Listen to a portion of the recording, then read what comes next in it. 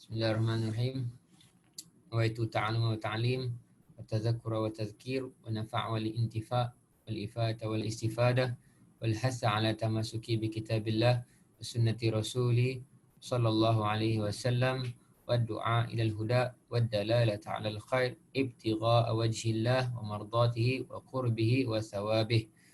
Dengan nama Allah yang Maha Pemurah lagi Maha Penyayang, aku berniat mencari ilmu dan mengajar, mengingatkan dan diingati, memberi manfaat dan mengambil manfaat, memberi dan mengambil faedah, dan menolong manusia berpegang kepada kitab Allah dan sunnah Rasulullah SAW dan mengajak kepada jalan petunjuk serta membawa kepada kebaikan semata-mata ingin mencapai keridhaan-Mu, mendekatkan diri kepadamu dan mengharapkan pahalamu. Amin. Allahumma amin. Mungkin sedikit pengumuman kepada semua. InsyaAllah pada minggu hadapan, bermula minggu hadapan, kita akan selangi majlis syarahan penuntun hidup bahagia kita dengan kelas bahasa Arab. Jadi 2 hari bulan minggu hadapan, 2 bulan Oktober, kita akan adakan kelas bahasa Arab. Kemudian 9 hari bulan Oktober kita akan adakan syarah penuntun hidup bahagia ini dengan Ustaz Muhyiddin. Dan akan berselang antara 2 minggu ini, fortnightly lah senang cerita. Okay, saya akan postkan link ke dalam chat box kepada sesiapa yang berminat untuk join kelas bahasa Arab kita. Akan dibawa oleh Ustaz Taufik Jamalul Lail. Ustaz Taufik ni dia selalu translate, kalau perasan Fattabi'uni, siri Fattabi'uni di YouTube, ada dia selalu translate banyak. Fattabi'uni Ustaz Habib Muhammad Haddad kalau tak silap. Kelas hanya untuk 15 orang sebab kita akan buatkan dia menjadi interaktif, dua arah lah, dan bukan kelas one way. Jadi kita tak banyak buka untuk ramai orang, hanya untuk 15 orang pada setiap 8 sesi. Kemudian kita akan open lagi untuk orang lain pada sesi selepasnya. Assalamualaikum Ustaz. Nak tanya nak guna kitab apa tu Ustaz? Untuk bahasa Arab, Ya, bahasa Arab. kita dalam dia tak ada kitab, ataupun ada, saya pun tak pasti. Cuma dia hanya akan jadi macam bersembang lah. Kita informally bersembang bahasa Arab, tetapi kerangka dia saya belum dapat kepastian daripada Ustaz Taufik Jamalul Lail. Cuma saya suggestkan dia untuk kita guna perkata dalam solat kita. Contohnya ayat, kita mula dengan ayat iftitah, doa iftitah. Kita go through perkata dan kita akan gunakan perkataan tu dalam percakapan harian biasa. Macam itulah. Saya pun tak pasti lagi apa kerangka yang dia mahu bawa, tapi lebih kurang macam itulah. InsyaAllah dia akan ceritakan lagi dengan lebih mendalam pada sesi pertama nanti, insyaAllah. Saya akan postkan link nanti di penghujung kelas untuk siapa yang ingin berdaftar. Dan dia lebih ke arah santai lah, insyaAllah.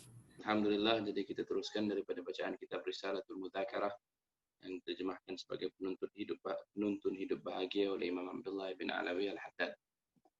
InsyaAllah kita teruskan pada muka surat 26.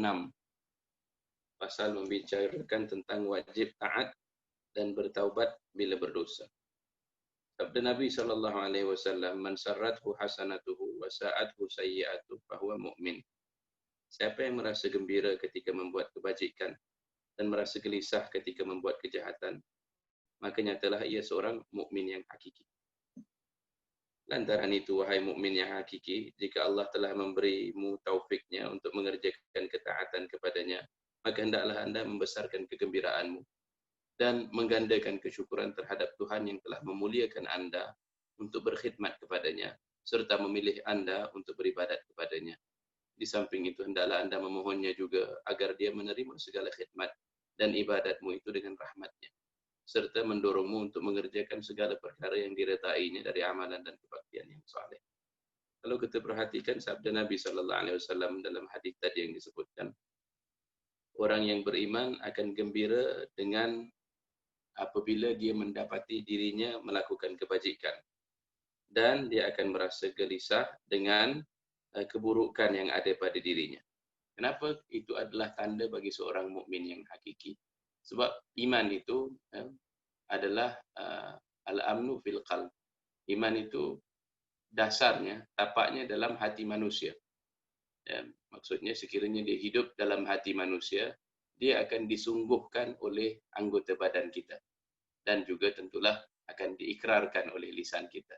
yakni sekiranya seseorang itu imannya sehat, bila mana dia menyatakan asyhadu alla ilaha illallah dengan lisannya, aku naik saksi bahawa sesungguhnya tiada Tuhan melainkan Allah Subhanahu wa taala dan Muhammad itu pesuruhnya, dan sekiranya benar-benar dia maksudkan apa yang dia katakan, maka orang itu orang yang beriman.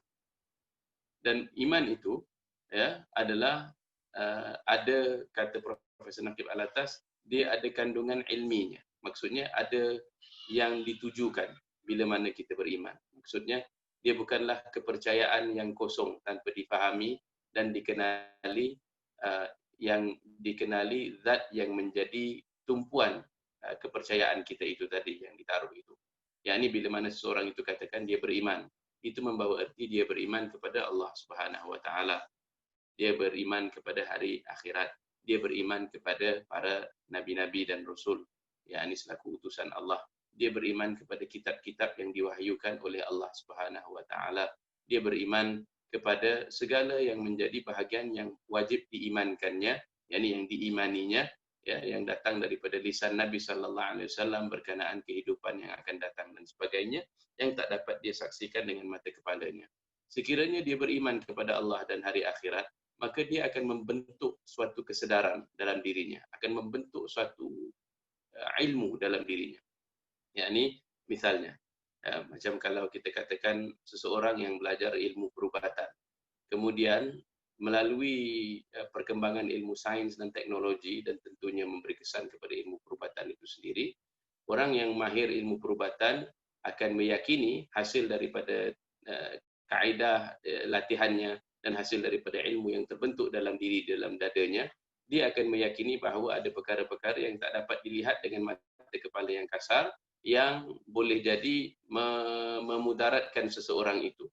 Dan dia akan terlatih untuk melihat simptom-simptom atau tanda-tanda apabila seseorang itu dijangkiti, yakni oleh suatu penyakit atau kuman yang tak dapat dilihat oleh orang lain kecuali dirinya. Maka pengetahuan itu akan menimbulkan perasaan dalam dirinya tentunya. Berbeza dengan orang yang tidak mengetahui. Sebab itu Allah Subhanahu wa taala menyatakan, "Qul hal yastawil ladzina ya'lamun wal ladzina la ya'lamun." Ya, katakanlah, adakah sama di antara orang yang mengetahui dan orang yang tidak mengetahui? Maksudnya orang yang mengetahui itu adalah dia akan tahu, contohnya tentang hari akhirat. Dia akan tahu bahawa Allah Subhanahu wa taala bakal mengadili segala perbuatan kita. Ya, bahawa manusia ini, kata Imam Al-Haddad dalam kitabnya Al-Hikam, menyatakan di situ bahawa manusia ini hidup di antara al-fadl wal adal, di antara keadilan Allah Subhanahu wa taala dan kemurahan Allah Subhanahu wa taala, salah satu daripadanya. Sekiranya kita ini berada dalam, kita dapati misalnya kita ini sedang sakit, ataupun kita jatuh susah, ataupun berlaku satu ujian ke atas kita, maka ketahuilah bahawa Allah Subhanahu wa taala itu sama ada dia sedang memberikan kita rahmatnya atau dia sedang memberikan kita keadilannya. Maka sekiranya kita berada di dalam fadl Allah, pemberiannya, maka itu maksudnya bahagian daripada rahmatnya yang tidak bertepi itu. Yang Allah Subhanahu wa taala boleh jadi memberikan seorang itu rezeki tanpa dihisapnya. Sementara sebaliknya, sekiranya seorang itu dapati dia dihukum atau sebagainya, atau dia menganggap dia diuji dan sebagainya, maka orang itu berada dalam daerah hikmah Allah Subhanahu wa taala. Yakni Allah Subhanahu wa taala itu maha adil, dia tidak akan menzalimi mana-mana daripada hamba-Nya. Maka manusia yang hidup dalam keadaan di antara hikmah dan rahmah, tentunya akan memohon Allah Subhanahu wa taala supaya dia berada dalam berpanjangan dalam rahmah Allah Subhanahu wa taala. Ya, yakni dia akan minta Allah Subhanahu wa taala supaya merahmatinya. Ya, warhamna. Ya, warhamna. Yakni minta supaya Allah Subhanahu wa taala merahmatinya. Jadi itu semuanya terbit daripada pengetahuan dalam hatinya yang berpunca daripada iman itu. Jadi tentulah orang yang beriman akan melihat dirinya. Sekiranya dia diuji dengan melakukan maksiat, meskipun dia bukan dipaksakan melakukan maksiat, ya, dia sendiri yang barangkali menjerumuskan dirinya dalam perlakuan maksiat itu, dia akan tentu sedih sebab dia tahu bahawa sekiranya dia berpanjangan dalam maksiat ini dan sekiranya dia tidak bertaubat, maka ada kebarangkalian yang dia akan diazab oleh Allah Subhanahu wa taala. Jadi tentulah dia akan menjadi seseorang yang sangat memerhatikan hal ehwal dirinya.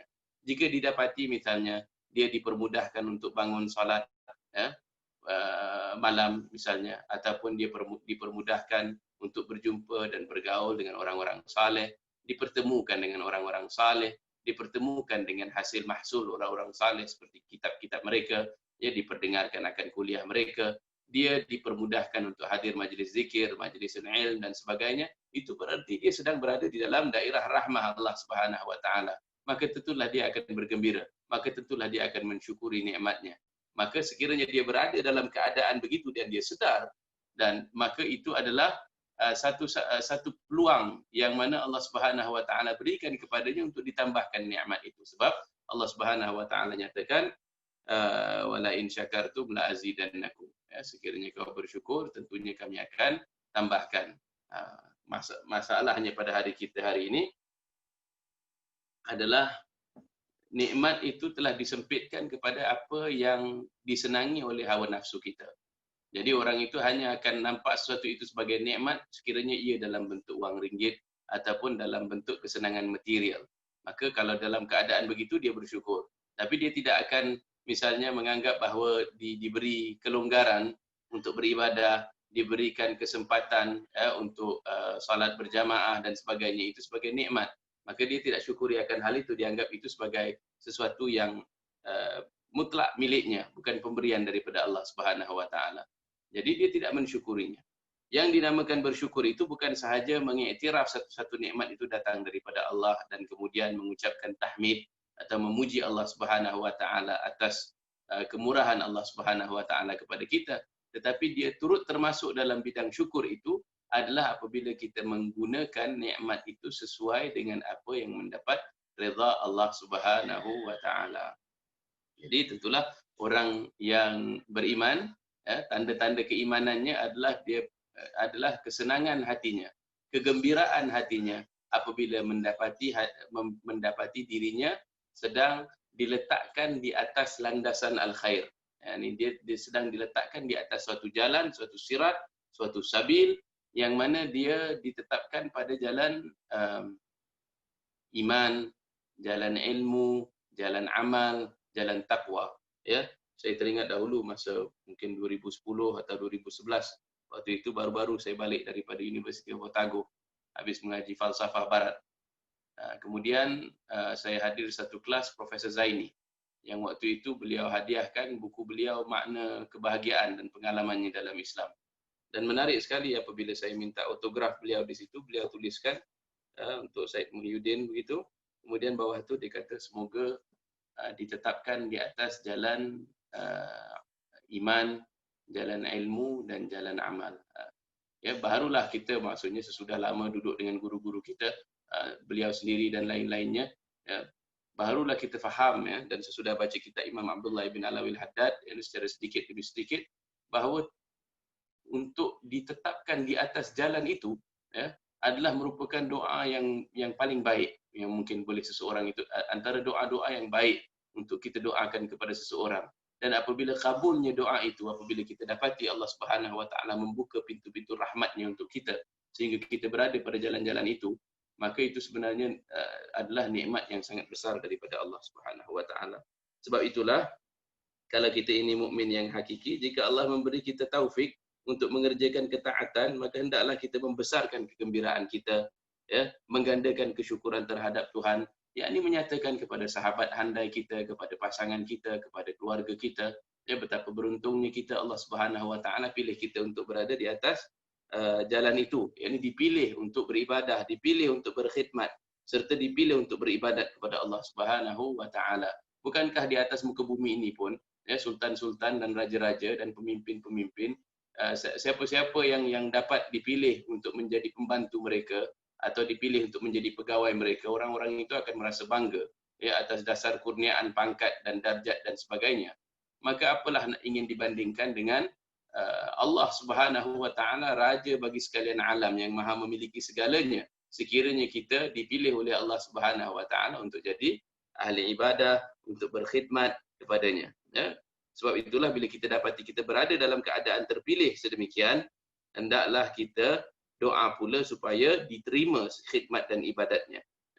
Tentulah maksudnya kalau kita dipilih bekerja misalnya, berkhidmat misalnya untuk orang besar-besar, kita tidak akan semata-mata memikirkan tentang gaji, tetapi yang kita takuti itu adalah kalau yakni prestasi kita itu saat kita masih lagi di dalam probation ya, dalam tempoh ujian, tempoh percubaan, kita tak lulus ya. Maka maksudnya walau kita bergembira diberikan tempoh percubaan itu, yakni diambil bekerja secara probation, akan tetapi yang kita takut, yang kita harapkan adalah kerja kita itu, prestasi kita itu memuaskan, menepati kehendak pembesar itu atau kehendak majikan kita dan sebagainya. Jadi sebegitulah dengan Allah Subhanahu wa taala. Ya, jangan kita maksudnya terlalu bangga. Ya, ini maksudnya sehinggalah kita terlupa untuk meminta supaya diterima amal kita. Hanya kerana kita dipilih untuk beramal, belum tentu amalan kita diterima. Maka hendaklah kita memohon daripada Allah Subhanahu wa taala supaya diterima khidmatnya. Ya, sebab itulah di antara perkara yang amali, yang praktikal yang boleh kita lakukan adalah untuk meluangkan masa sejenak sesudah kita memberi salam. Ya, sesudah kita memberi salam untuk sertakan dalam doa kita itu, ya, Rabbana taqabbal minna, yani wahai Tuhan kami, terimalah daripada kami ya, qiyamana, dari diri kami, wa siyamana, wa ruku'ana wa sujudana ya. Maksudnya kita minta supaya segala amalan itu, sebab kita baru sahaja berdiri, rukuk dan sujud sesuai dengan perintah Allah, sesuai dengan apa yang disunnahkan oleh Nabi. Dan kita diberikan tenaga untuk lakukan, diberikan kesempatan dan taufik untuk melakukannya. Tentulah yang lebih penting adalah supaya amalan itu diterima oleh Allah Subhanahu wa taala. Telah berkata Sayyidina Ali karamallahu wajhah, hendaklah anda lebih mementingkan pengkabulan amal dari amal itu sendiri, biar berapa banyak sekalipun. Sebab amal yang diterima itu tidak boleh dikira sedikit. Nah, ini satu lagi yang boleh jadi punca tipu daya, ya, punca gurur. Ya, dan syaitan itu antara senjatanya yang paling ia andalkan adalah manusia yang terjerat dengan tipu dayanya. Di antara tipu dayanya tentulah itu adalah apabila seseorang itu tidak mampu membezakan di antara amalan yang dikerjakan dan amalan yang diterima oleh Allah Subhanahu wa taala. Sebab itulah ia berusaha bertungkus lumus untuk merosakkan amalan anak Adam dengan hasutan-hasutannya. Ya, di antaranya dihasut kita dengan ujub, riak, takabur, dibisikkan kita. Ya, kalaulah seseorang itu misalnya pada asalnya dia mengajar, tujuannya adalah lillahi ta'ala, maka seseorang itu nanti mungkin dipujuk oleh syaitan. Ya, dikatakan, ya, wah, cuba lihat berapa ramai orang yang hadir kelas engkau. Ya. Wah, cuba lihat berapa ramai yang sekarang sanggup datang daripada jauh-jauh untuk mendengar daripada inti. Dan sebagainya, kata-kata begini. Ataupun nanti dibanding-bandingkan di antara dia dengan guru-guru yang lain misalnya. Dalam hatinya dia dengar akan semua hal ini.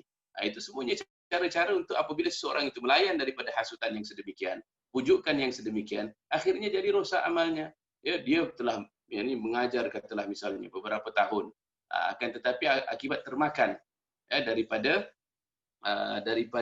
pujukan yang sedemikian itu, akhirnya dia jadi rosak amalnya. Maka nanti dia akan perhatikan di hari akhirat kelak, amalan itu tetap dilakukan, tetapi pahalanya tidak diberikan. Ya, sebab dia bukan diniatkan untuk Allah Subhanahu wa taala. Sebab itulah hati-hati. Ya, misalnya seperti mana seseorang yang katalah dia bergantung semata-mata kepada katalah dia adalah seorang jurujual. Dia bergantung semata-mata kepada komisen. Akan tetapi komisen itu adalah maksudnya yang dia banggakan itu adalah katalah salesnya, jualannya. Tetapi bukan jualan itu yang dia dapat bahagian daripadanya. Katalah dia ada maksudnya bahagian daripada bukan jumlah sale itu, katalah mungkin daripada keuntungan dan sebagainya. Jadi dia jangan jadi maghrur, dia jangan jadi terpedaya. Misalnya dengan bila lihat wah banyaknya amalan yang aku lakukan, bukan amalan itu ya yang nanti dikira adalah amalan yang kabul.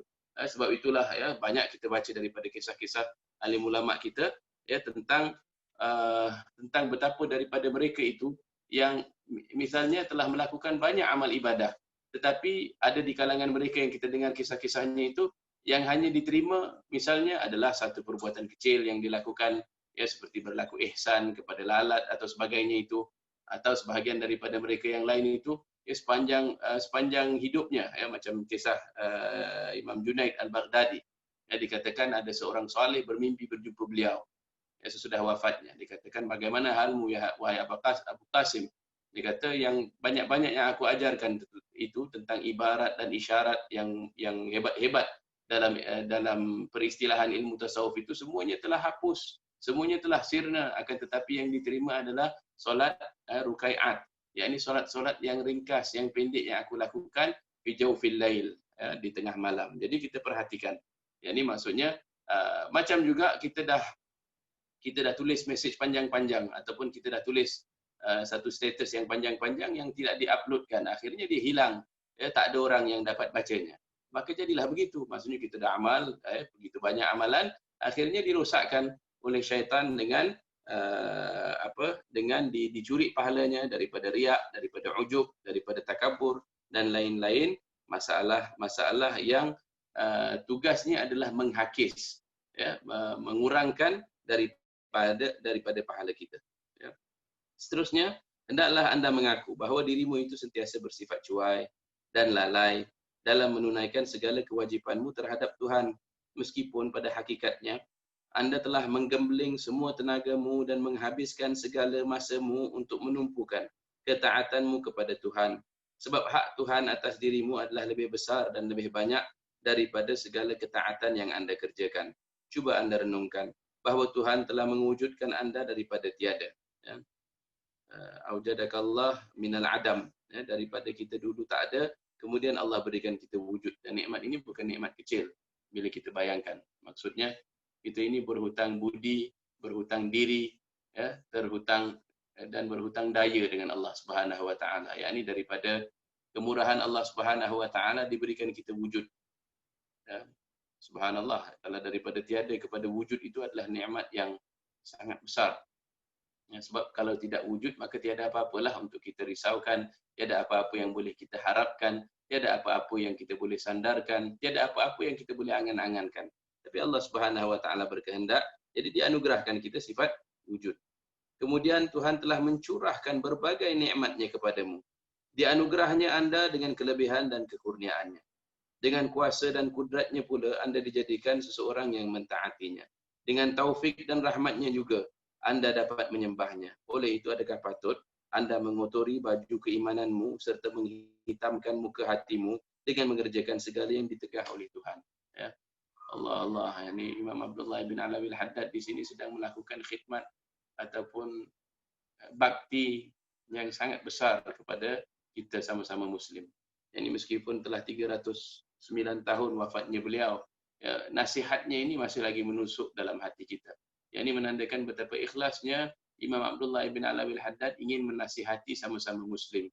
Yang nasihat itu dimaksudkan adalah demi memperkemas, memperelok sama-sama Muslim. Dan itu sifat orang yang beriman. Sifat orang yang beriman itu bukan sahaja dia mahu dirinya baik, bukan sahaja dia mahu dirinya diberikan nasib yang baik di akhirat kelak, dia mahu kalau boleh sebanyak mungkin daripada umat manusia hatta jin untuk taat kepada Allah Subhanahu wa taala, dan yang paling sempurna memakai sifat ini tentulah Nabi kita Muhammad sallallahu alaihi wasallam. Dan kemudian daripadanya adalah sahabat yang diangkat martabat mereka, yang dipuji oleh Allah Subhanahu wa taala sebagai sebaik-baik umat. Ya, kuntum khaira ummatin ukhrijat linnas. Kamu inilah sebaik-baik ummah yang pernah dikeluarkan daripada antara kalangan manusia. Ya, sebab mereka ini, yakni golongan sahabah, mereka beriman, kemudian mereka ta'muruna bil ma'ruf wa tanhauna 'anil munkar, iaitu mereka memerintahkan, yakni berpesan-pesan untuk melakukan kebaikan dan mereka menegah daripada kemungkaran. Ya. Jadi sifat orang yang beriman itu adalah juga ta'awun, saling bantu membantu, alal birri wat taqwa, dalam perkara yang kebaikan, yakni albir dan takwa. Dan juga tentulah sifat orang yang beriman itu adalah yang tidak rugi itu, mereka adalah orang yang beriman dan beramal soleh, dan kemudian mereka saling berpesan ya tentang sabar, iaitu sabar itu berarti menahan diri daripada melakukan apa-apa yang ditegah oleh Allah, ataupun menahan diri dalam melakukan apa yang Allah perintahkan. Jadi sifat orang yang beriman ini pesan supaya orang-orang lain di kelilingnya itu sabar, jangan lakukan maksiat. Sabar, sabar kalau kau ingin berhijrah. Sabar, maksudnya dalam bersama dengan orang-orang yang beriman sesuai dengan perintah Allah Subhanahu wa taala dalam suratul Kahfi. Ya, wasbir nafsaka, Allah katakan kepada Nabi kita Muhammad sallallahu alaihi wasallam, ya. Ini sabarkan dirimu ma'alladzina yad'una rabbahum bil ghadati wal 'ashi. Hendaklah engkau sabarkan dirimu wahai Muhammad, dan tentulah dia sebenarnya terpakai untuk kita, ya. Orang-orang yang beriman, orang-orang yang ingin mengikuti sunnah Nabi Muhammad, supaya kita sabar, yakni mendampingi golongan yang wasbir nafsaka ma'al ladzina yad'una rabbahum, ya Allah, yang memanggil Tuhan mereka, yang meminta, yang merintih kepada Tuhan mereka, yakni yang kehendak mereka itu kepada Tuhan mereka. Ya, mereka tidak sia-siakan cinta mereka, tidak sia-siakan tenaga hati mereka itu untuk dunia dan perkara-perkara yang sirna. Mereka tumpukan, yakni yad'una rabbahum, mereka panggil Tuhan mereka untuk didekatkan diri mereka kepada Tuhan mereka, bil ghadati wal 'ashi, baik di siang hari maupun di malam hari, di awal pagi maupun di petang hari. Yuriduna wajhah, yang mereka berkehendak itu semata-mata adalah redha Allah Subhanahu wa taala, ya, cinta Allah Subhanahu wa taala kita. Jadi itu adalah di antara sifat orang yang beriman. Dia berpesan supaya kita jangan lupa, ya, di mana destinasi terakhir kita. Sifat orang yang beriman ini, mereka saling memperkukuh, saling memperteguh, ya, dan itu juga adalah dasar persaudaraan, sama-sama Islam, ya, sama-sama orang-orang yang beriman. Sebab apa? Sebab mereka ini adalah golongan yang menyedari, ya, betapa besarnya pemberian Allah Subhanahu wa taala kepada diri mereka, dan Imam Al-Haddad telah mencontohkan sifat ini, ya, bagaimana beliau menasihati orang-orang pada zamannya, menasihati setiap lapisan masyarakat. Walaupun kita ketahui bahawa Imam Abdullah bin Alawi Al-Haddad itu telah dikurniakan Allah Subhanahu wa taala dengan ketinggian darjat ilmu, sehingga kan sekiranya ia berkehendak, Imam Haddad, boleh saja Imam Haddad hanya bercakap dengan alim ulama dan hanya menulis kitab yang lanjut-lanjut untuk yang boleh dibaca oleh golongan pakar dan para alim ulama. Ini boleh saja sebab Imam Al-Haddad telah mencapai derajat ketinggian ilmu itu. Akan tetapi atas dasar kasihnya sesama Muslim, dia tuliskan kitab-kitab yang macam penuntun hidup bahagia ini, yang orang macam kita pun dapat manfaat daripadanya. Itu daripada cintanya Imam Abdullah bin Alawi Al-Haddad. Begitulah caranya untuk seseorang yang memaksimalkan apa yang ia boleh lakukan untuk mendekatkan dirinya kepada Allah dan mencari redha Allah Subhanahu wa taala. Baik. Walau bagaimanapun, apabila berlaku sesuatu dosa atas dirimu, kendati pun atau meskipun hanya sekali-sekala sahaja, maka hendaklah anda segera bertaubat dan menjanjikan dirimu tidak akan kembali membuat dosa yang sama lagi. Juga hendaklah anda memperbanyak rasa duka cita dan duka nestapa dan beristighfar kepadanya, sentiasa berkeadaan takut dan bimbang. Sebab seorang mukmin yang hakiki harus sentiasa berada di dalam keadaan takut dan gentar. Meskipun ia telah mengikhlaskan dirinya dalam ketaatan dan telah memperbaiki peribadatannya kepada Tuhan. Kadang-kadang kita pun, maksudnya kita fikirkan, kenapakah Imam Haddad ini katakan pada kita, ya, tentang dosa ini macam seakan-akan dia perkara yang besar. Sebab kita tak tahu benda itu perkara besar misalnya. Ya, kita anggap misalnya dosa-dosa kecil itu kita biasa lakukan. Ya. Atau kadang-kadang kita tak rasakan bahawa berterusan melakukan apa yang makruh itu ada salah padanya, atau kita berterusan untuk mensia-siakan segala perkara yang wajib itu ada masalah padanya. Ataupun kita tidak mengejar pahala perkara-perkara yang sunat. Kita tak rasa perkara itu adalah adalah sesuatu yang kita titik beratkan. Dan tentunya sebab Allah Subhanahu Wa Taala katakan dalam Al-Quran bahawa Allah Subhanahu Wa Taala tidak datangkan dalam hati manusia itu dalam dada manusia itu akan dua hati. Yakni kalau kita cenderung kepada hari akhirat, maka kita akan tidak minat kepada dunia. Dan kalau kita cenderung kepada dunia, kita tidak akan minat kepada akhirat. Sebab dia adalah seperti dua bahagian daripada neraca, kata Imam Al-Ghazali. Kita beratkan yang satu akan jadi hampa yang satu. Kita beratkan yang satu lagi akan jadi hampa yang lagi satu. Ya. Jadi sebab itulah maksudnya kalau kita perhatikan, kita ini masih dalam hal yang wajib pun kita mesti kerahkan diri kita dalam untuk tinggalkan yang berdosa, yang maksiat pun kita masih lagi lihat. Maka maksudnya apa dia? Kita masih lagi belum didik diri kita. Ya. Sebab Imam Al-Ghazali katakan dalam kitabnya Al-Arba'in fi Usuluddin bahawa tentang taubat itu beliau perincikan dengan cara yang sangat indah. Ya, yakni mengambil kira perkembangan psikologi manusia. Bahawa manusia ini meskipun dia adalah yakni makhluk gabungan di antara sisi yang rohani dan jasmani, tetapi aspek pembentukan dirinya itu ada aspek bahimiahnya, yakni aspek kebinatangan katalah, yakni aspek syahwat, aspek dirinya yang malas dan sebagainya. Kemudian dia ada aspek sabu'iyah atau sifat kepuasan. Itu bahagian juga daripada sifat haiwan dalam dirinya. Yakni yang ingin katalah membuat kerosakan, yang ingin meninggi diri dan sebagainya. Ada juga pada dirinya itu sifat syaitaniah. Sifat syaitaniah, iaitu yang memecah belahkan, yang memporak-perandakan dan sebagainya. Jadi daripada sifat-sifat ini semuanya perlu kita taubat daripadanya. Ini perlu kita membersihkan diri kita daripada segala sifat ini. Sekiranya kita tidak kenal akan ciri-ciri yang ada pada diri kita ini, maka sebab itulah kita perhatikan susah untuk kita bertaubat, susah untuk kita berubah sebab kita tidak tahu apa yang perlu kita ubah supaya hati itu jadi lagi aktif, ya, dalam perjalanannya menuju Allah Subhanahu Wa Taala. Jadi dan tentunya dia tergantung juga kepada pengenalannya tentang apa yang dimaksudkan dengan dosa.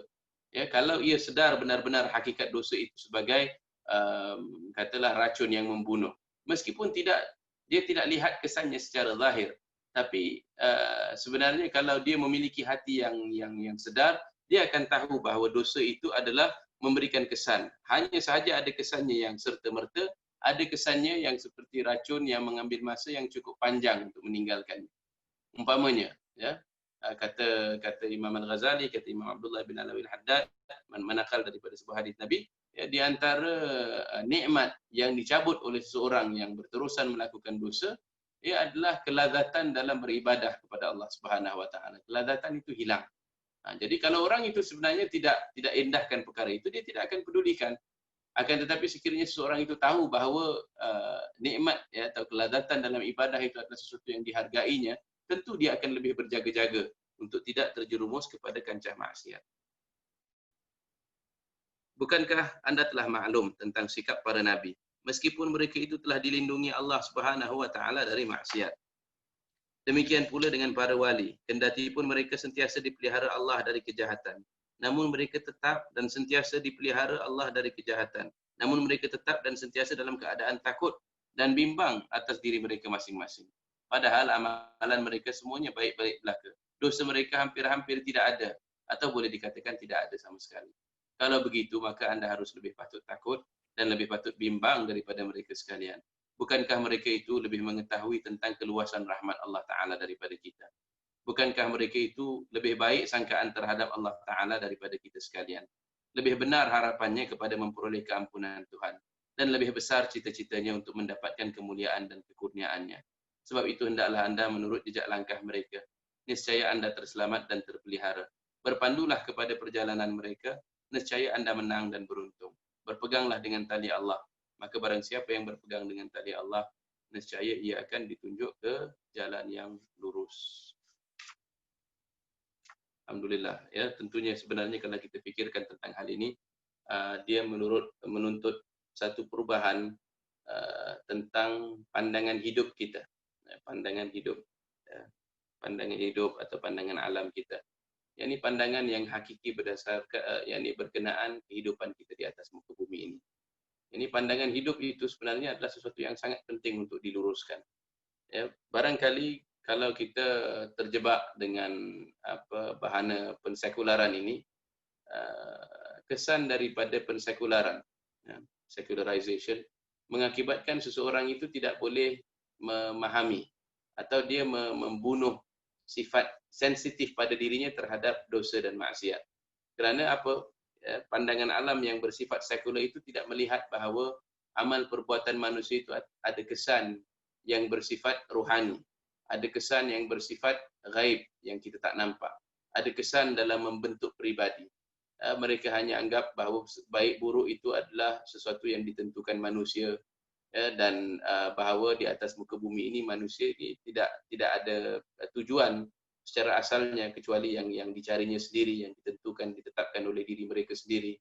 Yang ini mereka terkutuk begitu, ya. Maksudnya mereka sudah menganggap tragedi itulah hakikat kehidupan mereka, bahawa tak ada makna dalam kehidupan di atas muka bumi ini. Hanya sahaja mereka berterusan mencari satu bentuk kenikmatan daripada kenikmatan yang lainnya, atau mereka cari satu-satu cara untuk melupakan mereka tentang hakikat kehidupan mereka. Akan tetapi orang yang pandangan hidupnya dibentuk oleh Al-Quranul Karim, pandangan hidupnya adalah berdasarkan iman pada Allah Subhanahu Wa Taala, tentulah dia akan berusaha untuk menjaga hatinya. Ya, sifat hatinya itu akan berbeza kerana dia akan faham hakikat ubudiyah. Dia tidak akan menyembah akalnya sendiri. Yang disembahnya itu adalah apa yang Allah Subhanahu Wa Taala yang memberikan dan membuka jalan kepadanya untuk mencari sesuatu yang boleh memperbaiki hakikat dirinya. Baiklah, insya-Allah itu sedikit sebanyak daripada penerangan kita untuk minggu ini. Saya serahkan balik semula kepada Syed Hussein, insya-Allah, kalau ada apa-apa yang soalan. Jazakumullahu khair Ustaz Muhyiddin atas pencerahan itu tadi. Okey, terdapat soalan daripada saudara Arif. Ustaz, apakah maksud sebenar berpegang dengan tali Allah?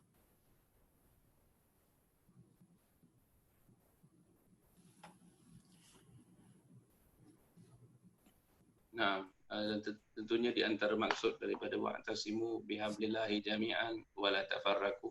Di antara maknanya kalau kita periksa tafsir, ia merujuk kepada din Allah itu sendiri, ya, sebagai suatu tali, yakni yang menyelamatkan manusia. Dan tentulah dalam istilah din itu yang melibatkan segalanya, Islam, iman dan ihsan, ya, tauhid kepada Allah Subhanahu Wa Taala, iaitulah sirat, ya, yakni jalan yang menyampaikan ke hadrat Allah Subhanahu Wa Taala. Jadi mana bila dikatakan berpeganglah kepada wa'tasimu bihablillah, dan berpeganglah kamu kepada habal, yakni tali daripada Allah Subhanahu Wa Taala yang menyelamatkan kita, yakni sekiranya kita berpegang, yakni kita terpelihara daripada kesesatan, kita terpelihara daripada zulumat. Allah Subhanahu Wa Taala nyatakan dalam ayat lain, Allahu waliyul ladzina amanu. Allah lah pelindung bagi orang-orang yang beriman, yukhrijuhum minadz zulumat. Mereka itu dibebaskan, dikeluarkan daripada kegelapan yang berlapis-lapis, kegelapan yang beraneka ragam dan yang bermacam-macam. Maksudnya kegelapan ini sekiranya seorang itu tidak diberikan cahaya oleh Allah Subhanahu Wa Taala, dia tidak akan mampu membebaskan dirinya daripadanya. Ya, yukhrijuhum minadz-zulumat ilan nur. Mereka dibebaskan daripada kegelapan yang berlapis-lapis itu kepada cahaya yang Allah Subhanahu Wa Taala menerang, yakni cahaya yang menerangi jalan. Yukhrijuhum minadz-zulumati ilan nur. Walladzina kafaru, tetapi orang yang kufur, yakni yang menolak hidayah Allah Subhanahu Wa Taala, auliya'uhumut taghut. Mereka itu pula nanti akan dibimbing oleh taghut. Yukhrijunahum minan nuri ila dhulumat. Mereka akan dikeluarkan, ya Allah, ya, moga Allah lindung kita daripada cahaya yang terang daripada Allah Subhanahu Wa Taala kepada kegelapan demi kegelapan. Bukankah itu yang hari ini dilakukan? Yakni dan zaman-zaman dahulu juga begitu, yakni para musyrikin, golongan yang mempersekutukan Allah Subhanahu wa taala. Hanya sahaja zaman dahulu, zaman Nabi sallallahu alaihi wasallam dan sebelumnya, para musyrikin itu mereka dilihat sebagai penyembah berhala. Akan tetapi hari ini orang yang mempersekutukan Allah Subhanahu wa taala itu boleh jadi yang dipersekutukan oleh mereka itu adalah yang mereka jadikan sekutu kepada Allah Subhanahu wa taala itu adalah hawa nafsu mereka. Ya, afara'aita, tidakkah kau lihat man ittakhadha ilahahu, orang yang telah menjadikan hawa nafsunya sebagai tuhannya. Yakni apa dia? Yakni sekiranya syariat menyatakan satu perkara, dia berkehendak bagi yang lawan daripadanya. Allah Subhanahu wa taala menyatakan sesuatu secara jelas dalam tanzilnya, dalam wahyunya, dan jelas dalam sabda Nabi Muhammad sallallahu alaihi wasallam, orang itu berkehendak kepada tafsiran yang menyalahi apa yang sudah menjadi jumhur daripada hal itu. Jadi itu antaranya. Dan mereka ini apabila secara perlahan-lahan masyarakat dipisahkan, dicabut daripada tali itu, dicabut daripada tali yang membimbing mereka itu, akhirnya mereka nanti kembali kepada kegelapan. Akhirnya mereka akan kembali kepada kejahilan, yakni mereka nanti yang menentukan kepada diri mereka apa yang maksiat, apa yang bukan, apa yang dosa, apa yang bukan. Nanti mereka akan keluarkan tafsiran-tafsiran yang menyeleweng, dan akhirnya mereka membawa manusia kepada lembah kesesatan meskipun mereka bermula dengan perubahan yang sedikit demi sedikit. Baik, begitulah. Ustaz, berkenaan dengan hadis Nabi yang berbunyi Islam itu datangnya asing dan akan kembali asing. Beruntunglah orang-orang yang asing. Tadi Ustaz cerita pasal keadaan Islam yang asalnya asing lah, lebih kurang tu. Adakah maksudnya di sini pada akhir zaman tu, yakni zaman sekarang lah, orang yang benar-benar berada di jalan yang Islam tu sangat sedikit, dan jumlah yang ramai, the mass public tu memang semuanya berada dalam keadaan yang jahil lah. Dan bagaimanakah cara untuk kita menjadi orang yang sedikit tu, adakah kita patut menjauhkan diri kita daripada keadaan yang ramai tu? Nah, tentunya alim ulama kita ada memberi tafsiran tentang bada al-Islamu ghariba. Islam itu bermula sebagai sesuatu yang gharib, sesuatu yang asing, dan wasayaudu ghariba. Ada beberapa kelompok yang menggunakan hadis ini untuk membenarkan bawaan firqah mereka, meskipun firqah mereka itu adalah ekstrim. Tetapi kalau kita ingin memahami hadis ini dengan lebih adil, kita harus lihat bagaimana hal keadaan Islam itu menjadi terasing pada zaman mulanya, dan apakah ciri-ciri Islam itu dan semangatnya dan rohnya supaya kita tidak terpengaruh dengan golongan-golongan meskipun mereka boleh jadi pakai label ini. Bukanlah keasingan itu sendiri semata-mata yang menjadi penentunya, tetapi yang menjadi penentunya itu adalah Islam itu sendiri. Yakni Islam itu bermula sebagai sesuatu yang asing. Kerana apa? Sebab dia timbul di tengah-tengah masyarakat yang rosak. Dia timbul dalam keadaan masyarakat yang sedang melalui proses yakni yang mana masyarakat itu yang syarat dengan cara-cara yang tidak adil, cara-cara jahiliyah dan sebagainya. Jadi tentulah dia adalah sesuatu yang asing pada masyarakat itu. Yakni kalaulah mereka sebelum ini menyembah banyak daripada berhala-berhala mereka, Nabi Muhammad sallallahu alaihi wasallam berpesan kepada mereka supaya hanya menyembah Tuhan yang satu. Kalau sebelumnya orang-orang kaya di kalangan mereka tidak berkehendak untuk berfungsi daripada harta mereka, mengeluarkan harta mereka, membantu orang-orang yatim dan golongan balu dan janda dan lain-lain golongan yang tertindas, Nabi sallallahu alaihi wasallam membawa ajaran yang supaya kita berlaku ihsan kepada anak-anak yatim, dan kepada golongan yang tertindas dan yang tak ada tempat sandaran. Kalau sebelumnya mereka senang hati dengan tipu daya di dalam perniagaan dan saling memakan harta mereka dengan cara yang batil, Nabi sallallahu alaihi wasallam diamanahkan oleh Allah Subhanahu wa taala untuk membawa syariat yang melarang segala hal itu. Jadi tentulah dia bermula sebagai sesuatu yang asing, sebab dia mencabar cara kehidupan mereka yang cenderung untuk mengikuti hawa nafsu. Jadi kenapa dia akan kembali menjadi asing pada zaman kita? adalah sebab manusia apabila semakin hari semakin jauh ataupun kerana mereka misalnya kerosakan yang telah dianalisa dengan baik oleh ahli ulama kita, kerana pada zaman kita ini antara yang disebut tentang akhir zaman adalah masyarakat muslimin akan dilanda penyakit al-wahan, hubbud dunya wa karahatul maut, kecintaan yang melulu, kecintaan yang melampau terhadap dunia dan benci kepada kematian. Jadi itu yang menjadikan Islam itu asing. Meskipun ajarannya ada, ajarannya jelas, ajarannya diketahui, tetapi menjadi asing. Yakni walaupun Islam misalnya memerintahkan kita untuk untuk kita kata memberi makan, at'imut ta'am, memberikan makan.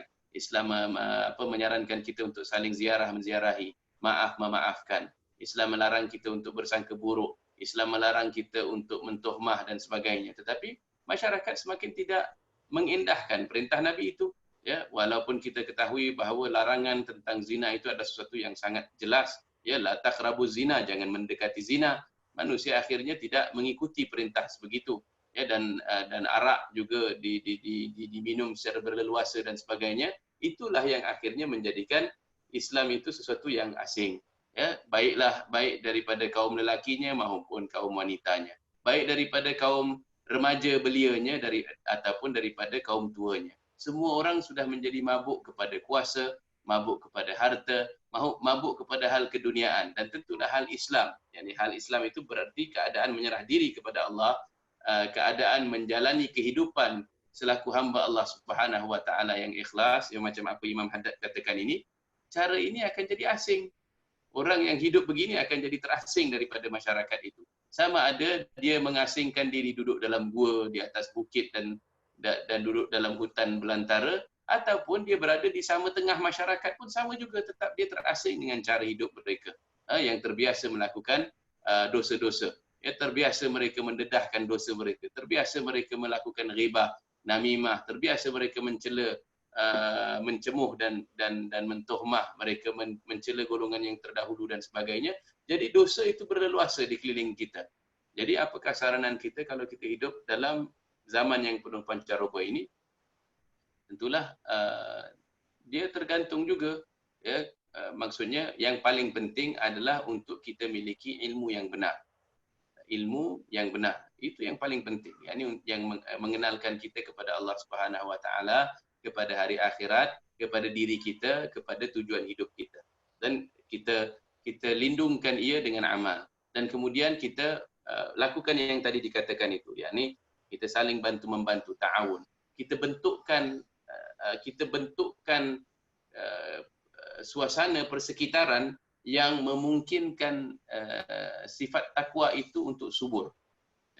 Maksudnya kita perkukuhkan institusi-institusi yang boleh membugarkan dan menjadikan budaya takwa itu subur. Maksudnya kita harus berusaha dengan tegas untuk cari jalan supaya dapat dibendung dan dapat ditutup akan pintu-pintu yang membuka kepada hal itu. Jadi perlukan mujahadah tentunya. Perlukan usaha yang berterusan. Yakni perlu ada daripada kita yang melakukan amar ma'ruf nahi mungkar.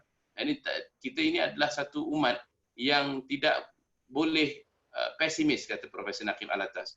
Itu bukanlah satu umat yang terbiasa dengan hampa sahaja, membiarkan cabaran zaman berlaku dengan begitu sahaja. Kita adalah umat yang mesti membuktikan sidik kita, kebenaran kita kepada hal itu.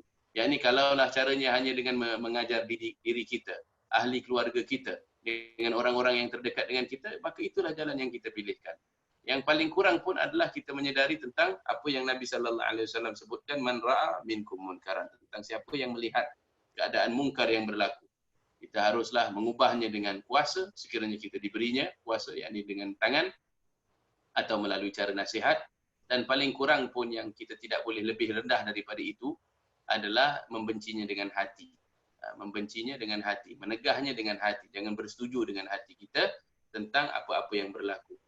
Tapi itu menuntut kebijaksanaan. Ada kalanya kita mengubah, ada kalanya kita menasihat, tapi ada kalanya kita perlu diam. Ada kalanya kita perlu diam. tapi tak ada kala yang kita perlu redha dengan kekufuran dan kemaksiatan yang sedang berlaku. Terima kasih Ustaz. Lagi soalan daripada saudari Wardah. Apabila kita sedar bahawa kelazatan ibadah kita ditarik oleh Allah, apakah cara atau langkah permulaan yang sepatutnya diambil agar langkah itu dapat dilakukan secara istiqamah? Kerana untuk berubah dari buruk kepada baik sangat sukar dan terlalu banyak ujiannya. Nah, dia bergantung juga kepada persekitaran kita. Contohnya, ada kalanya seseorang itu dituntut berhijrah. Maksudnya kalaulah kita punya persekitaran itu cukup tak sihat, cukup tidak membantu untuk kita melakukan ibadah dan untuk kita meninggalkan amal-amal buruk. Ya, sebab biasanya kebiasaannya seperti mana kebaikan, keburukan ini juga ada sokongan-sokongannya. Di antaranya kadang-kadang pakaian kita. Yakni pakaian kita, pertuturan kita, persahabatan kita, lingkungan kita, persekitaran kita, semuanya itu ada bahagiannya dalam penghijrahan kita. Jadi kalau seseorang itu dapati dirinya sangat susah untuk istiqamah, maka ada kalanya yang baik untuknya berhijrah. Sama ada secara zahir ataupun secara batin. Yakni penghijrahannya itu, yakni dia ubah aspek-aspek yang boleh diubah tanpa dia berpindah misalnya. Di antaranya adalah dibentuk waktunya itu. Ya, dibentuk waktunya supaya menuruti perintah Allah Subhanahu Wa Taala. Dipilih sahabat-sahabatnya. Ditutup pintu-pintu yang memungkinkan ia jatuh kepada tempat-tempat yang akan menjadikannya melakukan maksiat dan sebagainya. Tambahan pula, ya, kita harus faham yang dimaksudkan dengan taubah itu bukanlah kita semata-mata memohon istighfar daripada Allah. Memohon istighfar itu adalah langkah pertama dan adalah rukun daripada taubat, tapi dia bukan keseluruhan taubat. Kita perlu berhenti daripada melakukan maksiat itu. Dan tidak cukup dengan berhenti, kita perlu berazam. Yakni pertama kita menyesal dan berazam untuk tidak pulang lagi kepadanya. Kalau kita dapati ada dalam bisikan hati kita, masih ada lagi azam, masih ada lagi kehendak untuk kembali, maka kita perlu tingkatkan langkah-langkah yang boleh kita lakukan untuk bersih sucikan hati kita. Tetapi ketahuilah bahawa taubat itu adalah sesuatu yang makamnya sangat tinggi sebenarnya. Sebab kata Imam Haddad dalam Al-Ainiyah, kasidahnya, dia kata wa taubatul khalsa, dan taubat aku nasihatkan engkau, yakni daripada siri nasihat Imam Haddad di situ dikatakan, aku nasihatimu saudaraku agar engkau bersegera untuk lakukan taubat yang ikhlas, sebab taubat yang ikhlas itu akan memasukkanmu ila himal amna'i, ya, kepada sesuatu benteng, suatu kubu yang menegahkan daripada musuh untuk memasukinya. Apakah yang dimaksudkan dengan kubu ini? Ya, kata Al-Habib Al-Imam Ahmad bin Zain Al-Habsyi pada mensyarahkannya menyatakan yang dimaksudkan himal amna'i ini adalah qurub minallah. Ya, dia mengizinkan seorang itu untuk mendekatkan diri kepada Allah Subhanahu Wa Taala. Tapi untuk kita dekat dengan Allah Subhanahu Wa Taala ada adab-adabnya. Ya, perhatikan bagaimana Nabi Allah Musa alaihi salam, Allah menyatakan, ya, ikhla'na 'alaika ya Musa innaka bil wadil muqaddas. Muqaddas itu, tanggalkan kedua alas kakimu wahai Musa, sesungguhnya engkau berada di tempat yang suci. Engkau berada di tempat yang suci yang ingin bermunajat dengan Tuhanmu. Bagaimana Nabi sallallahu alaihi wasallam menjaga adab-adabnya dengan Allah Subhanahu Wa Taala. Ya, dikatakan Nabi sallallahu alaihi wasallam sentiasa bersugi. Dan Nabi hatta mengelak daripada makan makanan yang meninggalkan kesan dan bau yang tak enak, sebab kata baginda Nabi, ya, baginda sentiasa bertutur dengan para malaikat dan para malaikat tidak suka akan bau-bau busuk dan yang sepertinya. Jadi untuk seseorang itu istiqamah, ya, dia kitab-kitab macam kitab Imam Haddad ini, Mudzakarah, Muawanah, Risalah Adab Sulukil Murid, ini semuanya memberikan kita pelbagai bentuk. It leaves you with an arsenal of strategies. Ya, pelbagai bentuk dan kaedah yang diberikan untuk kita dapat lakukannya. Ya, lebih-lebih lagi pada akhir zaman ini, tempat-tempat yang dipenuhi orang-orang soleh itu, ya, persekitaran yang dipenuhi orang-orang soleh itu semakin hari semakin nadir, semakin berkurangan. Jadi hendaklah yakni tetapi kita ini kalaulah kita jadi manusia yang terakhir pun, ya, individu yang terakhir yang beriman pun, tetap mesti kita lawan, tetap mesti kita tegas, tetap mesti kita mujahadah untuk kita mendekatkan diri kepada Allah Subhanahu wa taala. Terima kasih Ustaz. Kena lagi soalan. Saya ada satu soalan kepada Ustaz. Tentang yang Sayyidina Ali telah berkata untuk mementingkan pengamulan amal dari amal itu sendiri. Bagaimana caranya kita nak Ustaz? Ya, saya. Okey. Bagaimana cara kita untuk lebih mementingkan pengamulan amal itu sendiri? Cara, maksudnya bila kita beramal tetapi kita memikirkan tentang pengamulan amal itu sendiri, bagaimana cara-cara, ada step by stepnya ataupun apa perasaan yang harus ditimbulkan dalam hati? Ya. Nah, ialah maksudnya beramal bila mana kita memikirkan tentang adakah amal itu diterima atau tidak, berbeza dengan amal semata-mata. Ya.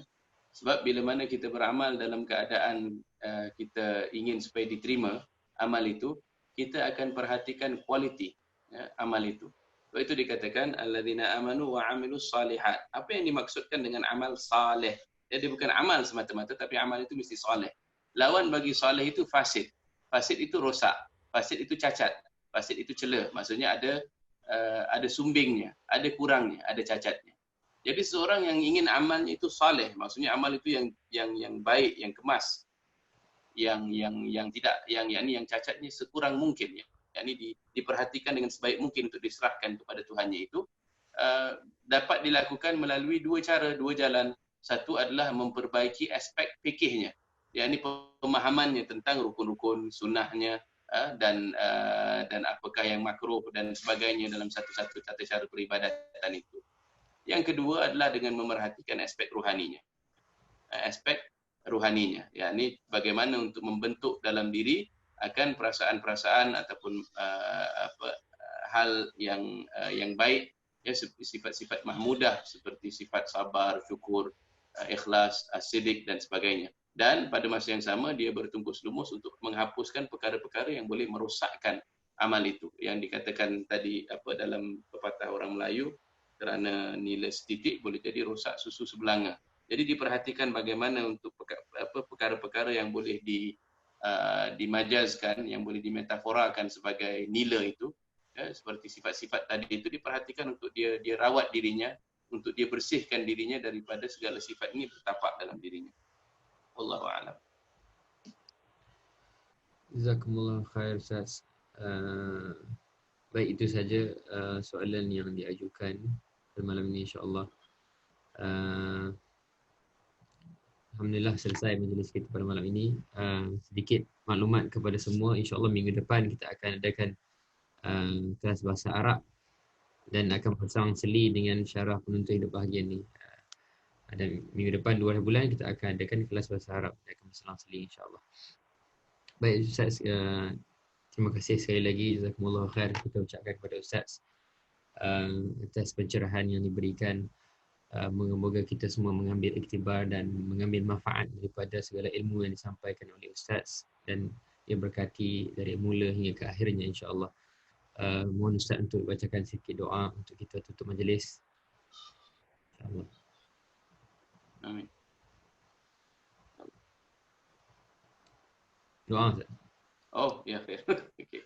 Bismillahirrahmanirrahim. Rabbana Allahumma a'inna ala dzikrika wa syukrika wa husni ibadatika, alhamdulillahi rabbil alamin. Allahumma salli wa sallim ala sayyidina wa maulana Muhammadin miftahi babi rahmatillah, adada ma fi ilmillah, salatan wa salaman daimain bidawami mulkillah wa ala alihi wa sahbihi. Allahumma salli wa sallim ala sayyidina Muhammadin nuril dhati wa sirri sari fi sa'iril asma'i was sifati. Allahumma iftah alaina hikmataka wa anshur alaina min khazaini rahmatika ya arhamar rahimin. Ya muqallibal qulubi wal absar, tsabbit qulubana ala dinik. Rabbana la tuzigh qulubana ba'da idh hadaitana wa hab lana min ladunka rahmah innaka antal wahhab.